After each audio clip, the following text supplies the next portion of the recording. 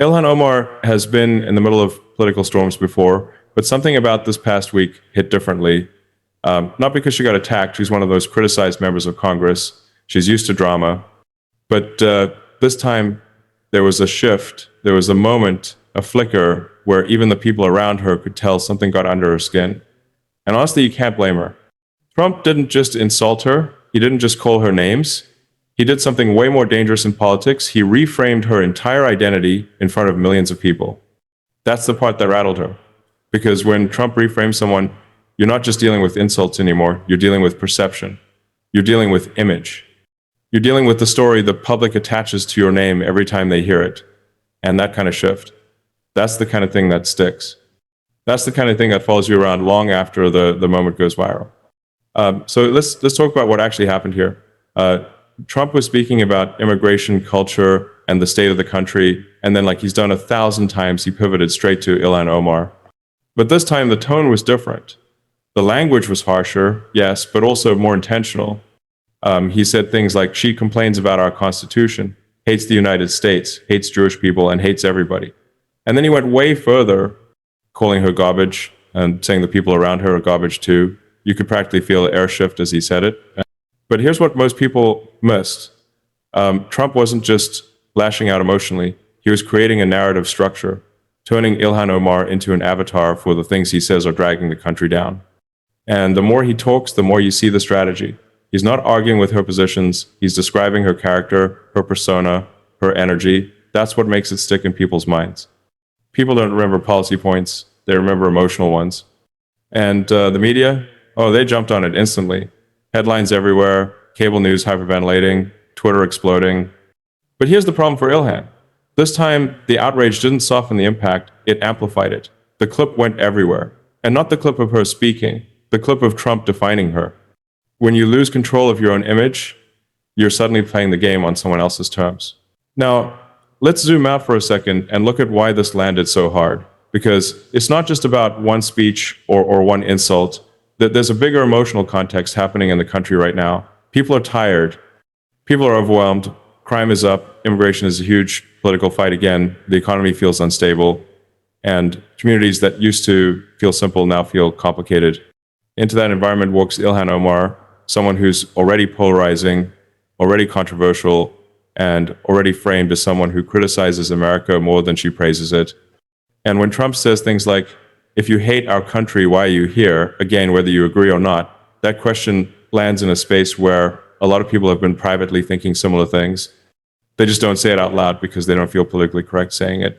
Trump says it for them. And Omar becomes the face of that frustration. Then Trump hit another nerve, the Minnesota situation. There have been scandals, fraud cases, welfare system issues, and a ton of cultural tension in the state. And Trump directly tied all of that to Omar's community. Fair or not, true or exaggerated, it doesn't matter in the world of political storytelling. What matters is the emotional punch. What matters is that people hear billions of dollars in fraud and 88% welfare dependency and then see Ilhan Omar's face on screen. That's a brutal association for any politician. And you know what makes this more complicated for Omar? Trump isn't wrong about one thing. He does work nonstop. Love him or hate him, he's relentless. And people see that, they feel that. So when he contrasts himself, the builder, the worker, the guy who never stops with her, the complainer, the critic, the constant voice of grievance, it's a simple story. A story people easily understand. Hard work versus complaining, contribution versus extraction, gratitude versus resentment. These are emotional binaries. And Trump just placed her squarely on the losing side of all of them. Now let's talk about the part that really made Omar nervous, because yes, she got nervous. The reason is simple. Trump didn't attack her on identity lines this time. That's been her safety zone. Anytime criticism comes her way, she pushes back with racism, Islamophobia, xenophobia, and the media rallies around her. But this time, Trump didn't go after her race or her religion. He went after her attitude, her behavior, her record, her vibe. You can't call that racism. You can't call that Islamophobia. You can't hide behind identity politics when someone's accusing you of not contributing. It puts her on a battlefield she can't win. Because if she responds with anger, she confirms Trump's framing that she's always complaining. If she responds defensively, she looks guilty. If she ignores it, the narrative sticks even harder. She's stuck. That's why she felt the pressure. Then the part that really shocked people, Trump brought up Somalia, and he didn't hold back. He talked about the violence, the lack of structure, the instability, and the cultural issues. And again, whether he's right or wrong isn't the point. The point is, he contrasted that with America, this place she's built a career in, gained power in, gained safety in, and he basically asked why someone who escaped a collapsing country spends so much time tearing down the country that saved her. That's a question a lot of Americans feel emotionally connected to. Even if they don't say it aloud, Trump said it directly. And suddenly, Omar isn't just a politician anymore. She's a symbol of something people are tired of dealing with.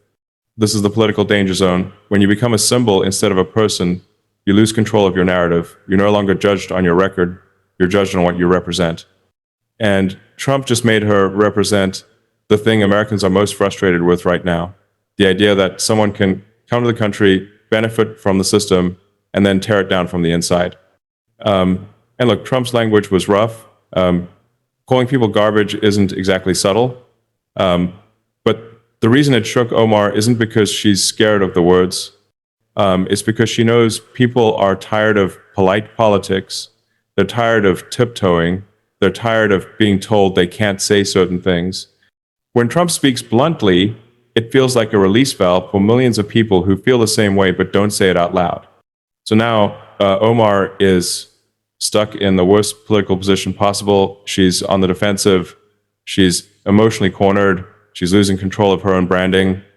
And the media cycle is feeding the narrative instead of saving her from it. That's where the fear comes from. Not fear of Trump personally, but fear of what he just unleashed. Fear of how she's now being perceived. Fear of how this image reshapes her future. Because from this moment forward, every time she speaks, people will hear Trump's framing in the back of their mind. Every statement she makes will be filtered through the lens he created. And in politics, perception is more powerful than reality. Ilhan Omar didn't get rattled because of a single insult.